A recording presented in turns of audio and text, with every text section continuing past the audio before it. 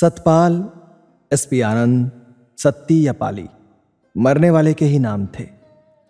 जब मैं इस घर में ब्याह कर आई थी तो सामाजिक संबंध में वो मेरा देवर था। आंगन में गेंद से खेलने वाला, छोटी छोटी बात पर रूठने वाला और जो भी सब्जी बनती ना खाने वाला, लेकिन भावनात्मक संबंध से वो मेरा बेटा था, भाई था और प्रेमी भी। आज उसकी पहली बरसी थी। ब्राह्मणों को भोज कराया गया, दान पुण्य किया गया और घर में उसकी जो भी निशानी बची थी दान कर दी गई, ताकि उसकी मां जैसी भाभी, देवता स्वरूप भाई और अधरंग के मरीज पिता की आत्मा को शांति मिल सके। मरने वाली की आत्मा क्या मालूम कहां जन्म ले चुकी हो या अभी भी इस घर में अथवा अपने मंगेतर के घर में भटकती घूम रही हो सकता है ताया की पुत्रवधू संतोष के चौबारे पर आ बैठती हो। आनंद साहब से कहूंगी, चलो पहोवा जाकर एक बार गति करवा आए, पिताजी की आत्मा तो चैन से रहेगी। दिन भर रिश्ते, नातेदारों और संबंधियों की व्यर्थ सी बातें सुन सुनकर उन्हें चाय पानी पूछ पूछ कर मुश्किल से फुर्सत मिली है। थक कर निढाल सी पड़ी हुई सोच रही हूं, परमात्मा ने पिछले 9 महीनों में क्या क्या लीला दिखा दी। सत्ती अपनी उम्र के आखिरी 9 माह पिछले 23 वर्ष से भी अधिक लंबे करके जी गया। गले के कैंसर के बारे में डॉक्टर पुरी की रिपोर्ट मिलने के बाद उसने 9 महीने की आयु कैसे गुजारी ये मरने वाला ही जानता था, या फिर मैं। कैंसर के रोगियों के विषय में मैंने जो कुछ पढ़ रखा था वो आधा झूठ था। सच तो वो था जो हम पर बीता था। बीए करके 1 साल की बेकारी के बाद सत्ती को नौकरी मिली और कुड़माई हुए अभी पूरा साल भी नहीं बीता था कि गले में हो रही खारिश का नाम कैंसर बन गया, जिसकी रिपोर्ट देते हुए डॉक्टर पुरी, जो रिश्ते में मामा भी लगते थे, कि पूरी चांद पर पसीने की बूंदें चमकने लगी थी। उन्होंने मेरे और आनंद साहिब के कंधे पर हाथ रखकर कहा था, बेटा 6 महीने बाद ये अपना नहीं रहेगा। इलाज का कोई लाभ नहीं। यदि पैसे खर्च करना ही है तो कहीं धर्मार्थ में लगा दो। मात्र नाम मात्र के लिए मैं दवा दे सकता हूं। लेकिन डॉक्टर पुरी को क्या मालूम कि बिना कोई चारा किए जीना कितना मुश्किल होता है।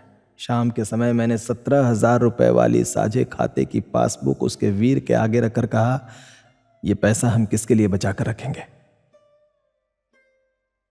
विवाह के साल भर बाद मुझे सिजेरियन ऑपरेशन से एक बच्ची हुई थी, लेकिन मैं उसे 6 महीने भी दूध न पिला सकी। जिसने दी थी उसी ने वापस बुला लिया। तभी मैंने नौकरी छोड़ दी थी। किसके लिए इतना धन इकट्ठा करना था। सत्ती की रिपोर्ट लाकर हम पिताजी के कमरे के दरवाजे के पास खड़े थे, कागज थामे। वो हमें इस तरह देख रहे थे मानो हम शॉपिंग करके लौटे हों और उनके लिए फल लाए हों।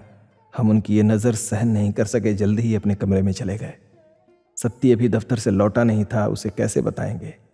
ये सवाल आनंद साहब ने मुझसे किया और फिर खुद ही आंखों पर हाथ रखकर रो दिए। मेरे भी आंसू निकल आए, लेकिन मैंने जल्द ही आंखें पोंछकर पति को दिलासा दी कि यह काम मैं करूंगी। मुझे लगा कि सास के बाद यह जिम्मेदारी मेरी ही है। मैं इस घर की मां हूं। सोचा यदि मैं भी रो पड़ी तो फिर सत्ती रोएगा, पिताजी रोएंगे, यह घर कैसे चलेगा। रात में आनंद साहब सैर करने चले गए। पिताजी खा पी कर सो गए तो मैं सत्ती के साथ कैंसर की बातें करने लगी। हम रोगियों के विषय में पहेलियां सी बूझते रहे। आखिर हम उस जगह पर पहुंच गए जहां रोगी बाकी बचे जीवन को सुखी बनाने के लिए संघर्ष करते हैं और बिना दुख के ही मौत कबूल कर लेते हैं। और फिर मैंने डॉक्टर पुरी का फैसला शंका बनाकर सत्ती से कह डाला। सुनकर वो डरा नहीं, लेकिन उसके चेहरे की मुस्कान लुप्त हो गई। बोला, मैं खुद ही डॉक्टर पुरी से पूछूंगा। मैंने रिपोर्ट उसके आगे रख दी।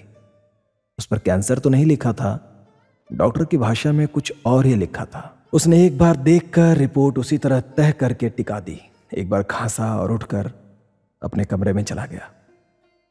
मैं खड़ी देखती रही। वो 2-3 मिनट अपनी मेज का सामान इधर उधर करता रहा और फिर बाहर बरामदे में आकर रुक गया। सामने गेट के पास क्यारी में लगे फूलों की ओर देखता रहा। मुझे लगा कि लो, ये मौत का चक्कर शुरू हो गया। रात में आनंद साहब आए, पलंग पर लेटकर सिगरेट सुलगाकर बोले, हम सत्ती का इलाज करवाएंगे। कई मरीज 10-10 साल जी जाते हैं। वे अपने मित्रों से सलाह मशविरा करके आए थे। मैंने 2000 रुपए निकाल कर उनके सामने रख दिए। वे खींच उठे, गुस्से से बोले, तो मुझे ख्याल आया कि खर्च तो मुझे ही करना है, इलाज भी मैंने ही करना है। पति से माफी मांगकर मैं सत्ती के कमरे में गई तो देखा वो सो रहा था। सुबह सत्ती के लिए चाय लेकर गई तो वो अभी उठा नहीं था। उसके लंबे घुंघराले बाल उसके सुनहरे माथे पर आए हुए थे। चौड़ा मस्तक, घने पर छोटे बालों वाली भौहें और उनके बीच बारीक बारीक रोएं से मुझे शुरू से ही अच्छे लगते थे। कहते हैं परमात्मा जिसे बहुत रूप देता है उसे जल्दी उठा लेता है। मन हुआ बालों को हटाकर उसका माथा चूम लूं। जब मैं इस घर में ब्याह कर आई थी तो वो गेंद खेलने वाला एक लड़का था। अंबाले वाली मौसी ने उसे पकड़ाकर मेरी गोद में बिठा दिया था। ये कोई रीति थी या फिर प्रार्थना की परमात्मा इस गोदी में लड़के बिठाए, पर मुझे लगा था कि मुझे याद कराया गया कि तू इसकी मां भी है। अपने घर में मैं अपने छोटे भाई सुभाष को स्कूल जाने के लिए तैयार किया करती थी। यहां सत्ती को करने लग पड़ी थी। सत्ती सोकर उठा, मुझे देखकर मुस्कुराया, पर तभी उदास हो गया। शायद उसे मेरे मुस्कुराते चेहरे के नीचे छिपी उदासी दिख गई। आनंद साहब भी पास आकर खड़े हो गए थे, लेकिन उनका मुख खिड़की की ओर था। बोले, सत्ती तू फिक्र न कर, इसका इलाज हो सकता है। हम क्रिश्चियन अस्पताल जाएंगे। अस्पताल में डॉक्टर जोसेफ का यह कहना, जान बख्शना तो खुदा का काम है, इलाज करना बंदे का। आओ खुदा के नाम से शुरू करें। हमें कोई तसल्ली न दे सका, फिर भी इलाज चलता रहा। नोट कागज के पुर्जों की भांति उड़ते रहे। 1 महीने के इलाज के बाद जब रोग खूब बढ़ गया तो फिरोजपुर के एक साधु का इलाज चला। फिर एक इश्तहारी हकीम की हल्दी से बनाई गई दवा चली, फिर कुरुक्षेत्र के वैद्य की और फिर पीजीआई।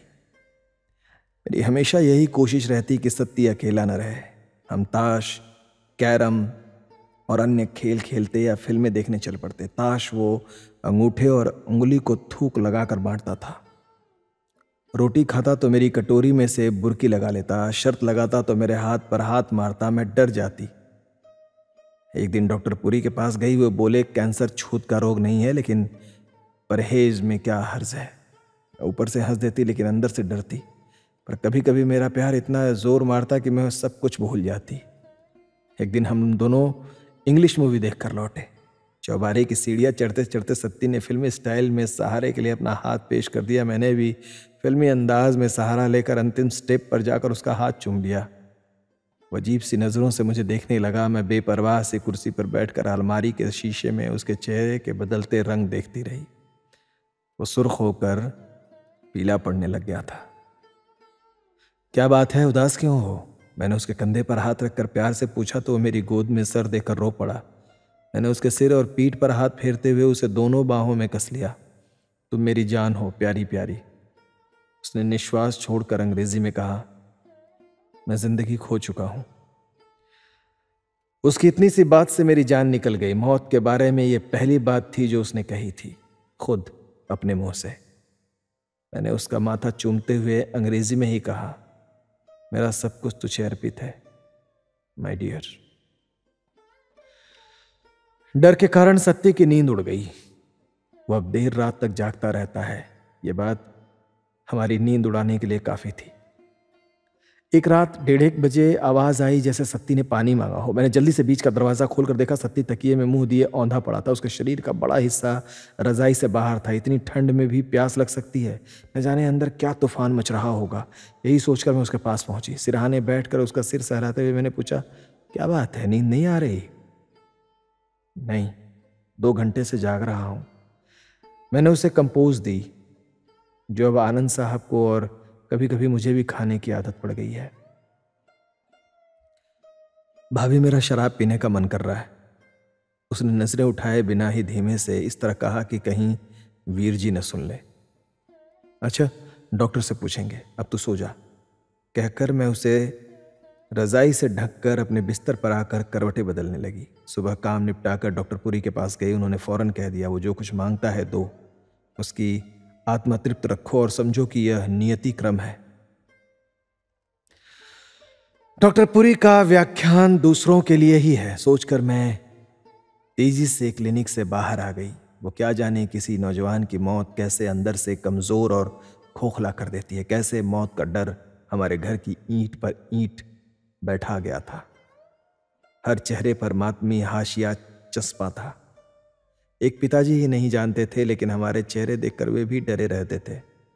मैं उनके इन प्रश्नों का उत्तर कैसे देती? तो उदास क्यों रहती है?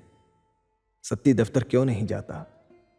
तुम लोग उसे कहां लेकर जाते हो? एक दिन दिल में आया कि बता दूं कि पिताजी, तुम्हारे लाडले के मरने में अब कुछ समय ही बाकी है। हम उसे हर समय उस जगह लेकर जाते हैं जहां कैंसर का इलाज होता है, पर हिम्मत न हुई। एक शाम सत्ती पीकर आया। लड़खड़ाते कदमों से अपने कमरे में जाता हुआ वो दहलीज पर गिर पड़ा। मैंने सहारा देकर उठाया। उसने मेरे गले में बाहें डाल ली और बिस्तर पर गिरते हुए मेरी चुन्नी खींचकर अपने मुंह पर लपेट ली। आधी चुन्नी मेरे कंधे पर थी और आधी उसके मुंह पर। वो रो रहा था, शायद मौत के डर से। मौत से पहले आदमी अपनी असफल कामनाओं के बारे में क्या क्या सोचता है, मैंने सोचा और डर गई। 1.5 घंटे बाद उसका वीर उसे देखने गया तो वो उल्टियां कर रहा था। उसमें खून के धब्बे थे जो मैंने आनंद साहब की नजर बचाकर जल्दी से पोंछ दिए। अगले दिन इतवार था। हमेशा की तरह हवन करने बैठी तो सत्ती का मन टिक नहीं रहा था। पहले वो श्रद्धापूर्वक बैठा रहता था। शाम के समय वो संध्या भी करता था, आचमन करता था। उसका वीर तथा मैं बड़े दिल से मंत्रोच्चार करते, जीवेम शरदः शतमः। पिताजी पिलर के सहारे बैठे सिर्फ सुनते रहते। सत्ती ने अनमने भाव से हवन कुंड में अग्नि प्रज्वलित की और हर मंत्र के बाद स्वाहा कहकर आहुति डालता डालता अचानक रुक गया। पीछे हटकर दीवार का सहारा लेकर बैठ गया और आंखें बंद कर ली। शाम को वो फिल्म देखकर लौटा। थोड़ी देर बैठकर दवा खाई और बाहर जाने लगा। मैंने रोक लिया। अलमारी में से शराब का क्वार्टर निकालकर मेज पर टिका दिया। वो मुस्कुरा दिया। मैंने कहा, पी ले घर बैठकर। ताया जी के यहाँ नहीं जाना है, जाने वहां क्या क्या खा आता होगा। सच मुझे अच्छा नहीं लगता था कि वो रिश्तेदारों के यहाँ खाए पिए, उनके आवारा लड़कों के संग बैठकर शराब पिए। बाद में बातें मुझे सुननी पड़े। उनकी बहू संतोष की जुबान तो ऐसे ही गज भर की थी और वैसे भी उसका चाल चलन ठीक नहीं। पता नहीं किसको चौबारे पर लिए बैठी रहती है। मैं रसोई का काम निपटा कर आई तो वो सारी खत्म किए बैठा था। उसने पूछा, भाभी वीर जी कितने बजे आएंगे? शायद सवेरे आए, रास्ते में उन्हें अंबाले भी जाना है, मौसी के पास। और है क्या? उसने नजर गिलास की ओर करते हुए हिचकिचाते हुए पूछा। मैंने मन हुआ जवाब दे दूं, अधिक नुकसान करेगी। फिर सोचा अब 2-2.5 महीने में क्या नुकसान करेगी, है पर दूंगी नहीं। मैंने हंसते हुए कहा। वो निराश हो गया तो मुझे एकदम से उस पर प्यार आ गया। मैंने मरने वाले से झूठ बोलना, उसे धोखा देना पाप समझा। मैंने उठकर अलमारी खोली। वो मेरे साथ आ खड़ा हुआ। उसकी सांस तेज हो रही थी। मैंने उसे क्वार्टर में से बचाकर रखी हुई भी दे दी। उसने शीशी पकड़कर मेरे कंधे को चूमकर रस्मी सा धन्यवाद दिया। शायद कुछ और भी कहा था, लेकिन मैंने वो सुना नहीं। एक लहर मेरे शरीर को कांपती हुई सी निकल गई थी। मैं सामने कुर्सी पर बैठ गई थी। वो बैठकर शराब पी रहा था। वहां बैठकर मैं उसे देख रही। उसने दूसरा गिलास रखकर उसमें भी उड़ेल ली। न जाने उसे मेरे दिल की बात कैसे मालूम हुई। आदमी ज्यों-ज्यों मौत के करीब होता जाता है, उसकी छठी ज्ञानेंद्रिय तेज होती जाती है। शायद मेरे न करते भी उसने मुझे बाहों में कसकर दवा की तरह वो तीखी कड़वी चीज पिला दी। जीवन में 2 बार पहले मैंने भी पी थी। एक बार कंवारी थी तब सहेली के घर, तब तो कुछ पता ही नहीं चल पाया था। और दूसरी बार आनंद साहब के साथ मिलकर पी थी। अच्छी खासी चढ़ी थी। बहुत कड़वे मीठे अनुभव हुए थे, लेकिन सुबह उठने के बाद मेरी तबीयत इतनी ख़राब हो गई थी कि फिर तो कभी मुंह लगाने से मैं डरती रही। लेकिन उस दिन प्यारे सत्ती का कहना न ठुकरा सकी। यूँ लगता था कि मैं उसकी कोई भी बात ठुकराने लायक नहीं रही। वो कहकर तो देखे। मैं रोटी परोस कर लाई तो उसके हाथ बुर्की तोड़कर मुंह में डालते हुए गलतियां कर रहे थे। दरअसल बुर्की तोड़ते, सब्जी लगाते हुए भी उसकी नज़र मुझ पर टिकी थी। उसने खाना बंद कर दिया। सहसा तेज स्वर में भाभी कहकर मेज़ पर बाहें टिकाकर बैठ गया। मैंने प्यार से उसका सिर सहलाते हुए कहा, सत्ती चल उठ, लेट जा, सो जा। उसने चेहरा ऊपर उठाया तो लाल सुर्ख हो रहा था, आंखें भी लाल थी। मैं समझ गई कि वो क्या चाहता है। मेरा दिमाग सुन्न होता जा रहा था। मैं सोच रही थी कि हिंदू धर्म उस आत्मा के लिए क्या कहता है जो नारी प्रेम के लिए भटकती अपना शरीर छोड़ जाए। मैं उसे सहारा देकर उसकी चारपाई तक ले गई। मुझे लगा मेरे पैर भी ठीक से नहीं टिक रहे थे। रजाई उस पर ठीक करके मैं हटने लगी तो उसने मेरी साड़ी पकड़ ली। बोला, भाभी मुझे एक बार निर्मल से मिला दो। मेरे अंदर से होक निकल गई। मैं कहाँ से लाऊं तेरे निर्मल को? वो तो तुझे एक बार भी देखने नहीं आई मेरे प्यारे सत्ती। तेरा ससुर आया था, हालचाल पूछकर चला गया। हाँ। विवश होकर दिल पर एक बोझ लेकर मैं उसकी चारपाई पर बैठ गई। उसे चूमा और प्यार से उसका सिर उठाकर अपनी गोद में ले लिया। उसने बेबसी से बाहें फैलाई और मुझे बाहों की सख्त पकड़ में ले लिया। मैं भी उससे चिपट गई, जैसे एक माँ अपने बेटे से चिपट जाती है। एक बार तो मैं जड़ हो गई। फिर न उसे भान रहा न मुझे कि हम कौन थे। मैं उसकी भाभी थी, बहन थी, माँ थी या पत्नी। मेरे सामने उसका चमकता माथा, घनी भवें और पतले होठ वाला चेहरा था। यह चेहरा भी नहीं, केवल शरीर था, अग्नि में तपे लोहे सा। केवल आत्मा थी, निश्चल, निर्विकार और न जाने क्या क्या, जिस पर कोई आवरण नहीं था। आत्माएं नंगी थीं, कपड़े तो शरीर पर थे, बस हवन हो रहा था। आहुति पड़ रही थी, पर आहुति पर अग्नि प्रचंड होती थी। स्वाहा स्वाहा की ध्वनि हो रही थी। शांति पाठ हुआ तो वो थका चूर सा सोने लगा। मैं उसके साथ लेटी उसके मासूम चेहरे की ओर देखती रही। मुझे तब याद आया कि उसके नक्श उस लड़के से मिलते जुलते थे जिसे एक बार देखने के लिए मैं कितने देर मुंडेर पर खड़ी रहती थी। मैंने उठकर उसके भवों के बीच चूमा, रजाई देकर अपनी चारपाई पर आ पड़ी। सोचती रही, हमने क्या किया है? क्या हम धर्म की नज़र में पथभ्रष्ट हो गए हैं, नरक के भागी बन गए हैं? मुझे लगा मैंने धर्म ग्रंथों में जो कुछ पढ़ा वो झूठ है, वो सच बिल्कुल नहीं है। सच तो यही है जो परिस्थितियां हमें देती है, जिसमें ब्रह्म हत्या भी पाप नहीं हो सकती।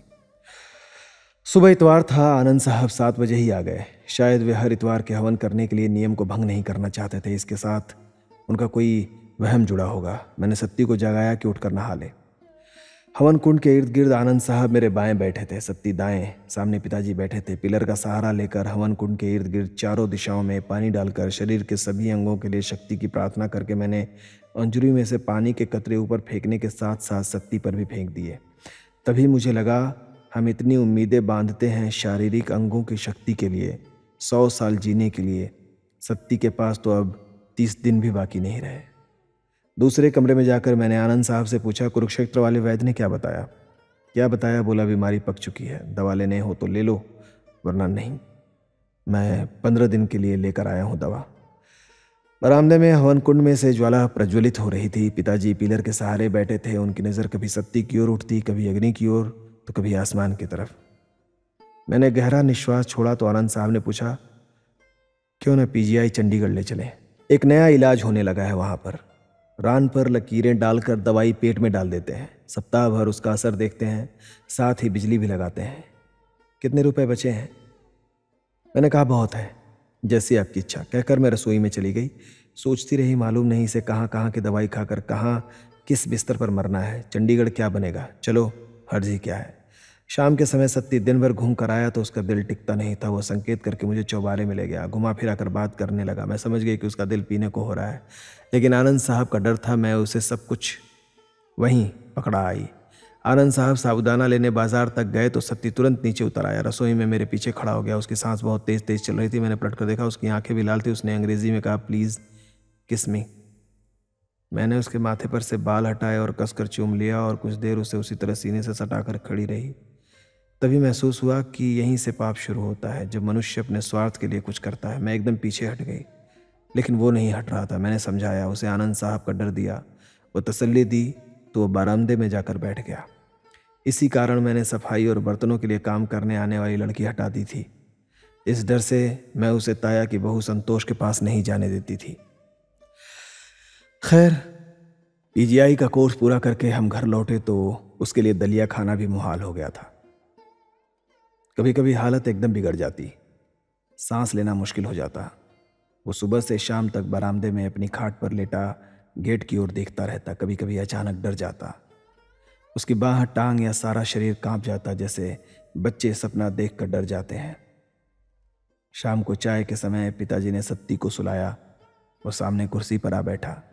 पिताजी देखते रहे, फिर कुछ फुसफुसा कर हाथ जोड़कर उन्होंने आंखें मींच ली। मैंने सत्ती को संकेत करके उठा दिया। एक दिन बरामदे में सत्ती को सिगरेट पीते छोड़कर रसोई में गई तो चीख सुनाई दी। मैं दौड़कर आई, वो आराम कुर्सी से गिर पड़ा था। सिगरेट फर्श पर पड़ी सुलग रही थी। तनिक सहारे से उठ बैठा, बोला, भाभी मेरी सांसें रुकने लगी हैं। मैं उसके गाल पर देसी घी मलती रही। आखिर डेडलाइन भी आ गई। आखिरी रात, वो आखिरी रात थी। मुझे नींद नहीं आ रही थी। आनंद साहब गायत्री का पाठ कर रहे थे, लेकिन सत्ती सो रहा था। मैं इसी दौरान 2 बार उसे देख चुकी थी। अचानक उसकी कठिन सांसों की आवाज रुक गई। कुछ क्षण मैं सांस रोक कर लेटी रही, फिर उठकर उसके कमरे में गई। धीमे से चादर का पल्लू हटाकर देखा, उसकी सांसें चल रही थी, लेकिन उसका चेहरा पीला हो गया था। झुककर मैं उसके चेहरे को निहारती रही। चेहरा जो कभी लाल गुलाब था, आज पीला हो चुका था। अपने कमरे में लौटकर मैंने समय देखा, 11:15 बज चुके थे। मैंने आनंद साहब को नींद की गोली दी थी, उन्होंने इनकार कर दिया था। वो रात निकल गई। डॉक्टर पुरी की डेडलाइन निकल गई। सुबह उठकर आनंद साहब ने फिर हवन किया। पिताजी के हुक्म के अनुसार कितना सारा अनाज, वस्त्र सत्ती के हाथ से दान करवाए। तीसरे पहर सत्ती आराम कुर्सी पर बैठा गिर पड़ा। आनंद साहब घर पर ही थे। हम जल्दी से उठकर उसे डॉक्टर पुरी के क्लिनिक ले गए। उन्होंने न जाने कैसे वह क्या किया कि सांस ठीक हो गई। फिर 10 ही दिन में सेहतमंद होकर उसने डॉक्टर पुरी को भी हैरान कर दिया। वो घोड़े जैसा तगड़ा हो गया, सब कुछ खाता पीता और आवारागर्दी करता। फिर वो वही सब काम करने लगा जो मुझे पसंद नहीं थे, जिनके कारण मुझे उस पर और ख़ुद पर शर्म आती। अक्सर वो संतोष के पास उसके चौबारे में बैठा रहता। ताया जी के लफंगे लड़कों के साथ पीता, वो लचर सी हरकतें करता। ज़बरदस्ती मेरे पर्स में से पैसे निकाल कर ले जाता। यहाँ तक कि कभी मैं उसे प्यार करती तो उसकी नज़र में वो प्यार ही ना दिखाई देता, जैसे कोई बदमाश दिखता हो, जैसे मुझे पकड़ना उसका अधिकार हो, जैसे किसी से भी कोई चीज़ उधार ले लेना या मांग लेना उसका हक बन गया हो। वो दूसरों के सिर पर पलने वाला बदमाश बन गया था, जिसकी बदमाशी का कारण शक्ति नहीं, कैंसर था। कैंसर उसे मार रहा था और कैंसर द्वारा वो हमें मार रहा था। 1.5 माह बाद उसकी तबीयत फिर बिगड़ने लगी। थूक में खून जैसा कुछ निकला तो वो दहल जाता। आनंद साहब घबरा जाते। मैं फिर दवाइयों पर जोर दिया। एक शाम थके हारे आनंद साहब सोचते हुए बोले, न जाने और कितनी देर ये नरक। परमात्मा का नाम लो, सब कुछ कट जाएगा। उनके बाद का उत्तर मैंने दे तो दिया, लेकिन ये मेरी समझ में नहीं आ रहा था कि वो किसके नरक की बात करते थे, सत्ती के, पिताजी के या अपने। मन में आया कि कह दूं, जो कुछ तुम भोग रहे हो वो नरक है, तो जो मैं भोग रही हूं वो क्या है। सत्ती दिन में न जाने कहाँ घूमता रहता, लेकिन अंधेरा होते ही घर लौट आता। वो डरा सा होता और रात में चारपाई पर पड़ा पड़ा धर्म ग्रंथ पढ़ता रहता। उसका चेहरा सदा गेट की ओर रहता था। कभी कभी उसके चेहरे पर इतनी शांति होती कि भक्तों के चेहरे पर भी क्या होती होगी, लेकिन कभी इतनी व्याकुलता होती कि लगता जैसे वो बहुत जल्दी में है, मानो वो किसी की प्रतीक्षा में है, मानो कोई प्लेटफॉर्म पर बैठा गाड़ी का इंतजार कर रहा हो, या मानो गाड़ी निकल गई है और प्लेटफॉर्म सूना पड़ा हो। एक दिन वो पालथी मारे बैठा था, आंखें मूंदे। मैं उसके सामने जा खड़ी हुई। उसने आंखें खोली, फिर बंद कर ली और हाथ जोड़कर सिर झुका दिया। मरने से 1 रात पहले न जाने उसे कैसे मालूम हो गया था। उसने संकेत से मुझे अपने पलंग पर बुलाया। बीच वाले दरवाजे की बोल्ट लगाकर मैं उसके पास बैठ गई, फिर उसके आग्रह पर उसके साथ लेट गई। वो मेरी ओर देखता रहा, देखता ही रहा। फिर उसकी बुझी सी आंखों में आंसू आ गए। यकायक मैंने उसका चेहरा अपनी छाती से लगा लिया। क्या बात है मेरे बच्चे? मेरे मुख से अकस्मात निकल पड़ा। उसने आंखें मीच ली जैसे ध्यान में चला गया हो। दूसरी सुबह उसने बेड टी नहीं पी। नहाकर अगरबत्ती जलाई और पाठ करने बैठ गया। अभी प्रारंभिक मंत्री पढ़ा होगा कि उसके हाथ से पुस्तक गिर गई और वो फर्श पर टेढ़ा हो गया। मैं रसोई में से भागते हुए आई, उसे संभाला तो मेरी चीख निकल गई। आनंद साहब कांपते हुए से दौड़े आए, लेकिन वो घटित हो चुका था जिसकी प्रतीक्षा सत्ती को थी, आनंद साहब को थी और मुझे भी थी। आज इस घटना को हुए कोई 1 साल बीत गया, लेकिन मुझे इस सवाल का जवाब नहीं मिल रहा कि वो मेरा कौन था।